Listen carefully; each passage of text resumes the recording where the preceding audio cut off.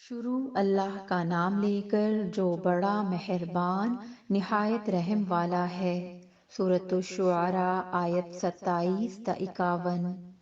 فرعون نے کہا کہ یہ پیغمبر جو تمہاری طرف بھیجا گیا ہے باولا ہے۔ موسیٰ نے کہا کہ مشرق اور مغرب اور جو کچھ ان دونوں کے درمیان ہے سب کا مالک بشرطے کہ تم کو سمجھ ہو۔ فرعون نے کہا کہ اگر تم نے میرے سوا کسی اور کو معبود بنایا تو میں تمہیں قید کر دوں گا۔ موسیٰ نے کہا خواہ میں آپ کے پاس روشن چیز لاؤں یعنی معجزہ۔ فرعون نے کہا اگر سچے ہو تو اسے لاؤ دکھاؤ۔ پس انہوں نے اپنی لاٹھی ڈال دی تو وہ اسی وقت صاف اژدہا بن گئی، اور اپنا ہاتھ جو نکالا تو اسی دم دیکھنے والوں کے لیے سفید براق نظر آنے لگا۔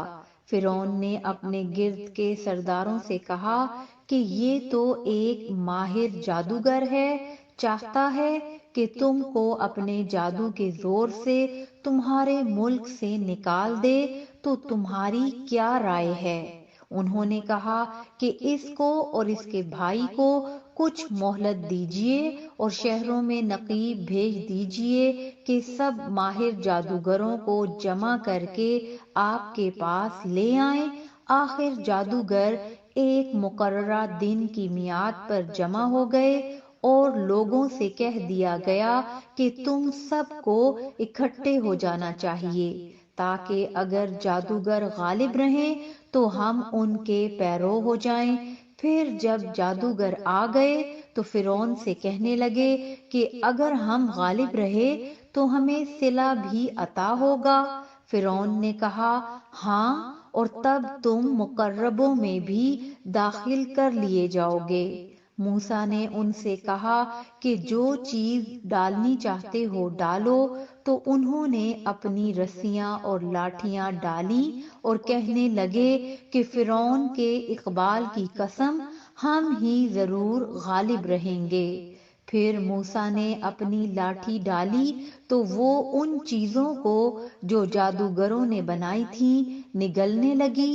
تب جادوگر سجدے میں گر پڑے اور کہنے لگے کہ ہم تمام جہانوں کے مالک پر ایمان لائے جو موسیٰ اور ہارون کا رب ہے۔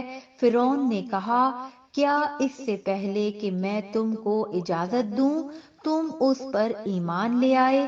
بے شک یہ تمہارا بڑا ہے جس نے تم کو جادو سکھایا ہے، سو ان قریب تم اس کا انجام معلوم کر لوگے کہ میں تمہارے ہاتھ اور مخالف سمت کے پاؤں کاٹ دوں گا اور تم سب کو سولی پر چڑھا دوں گا۔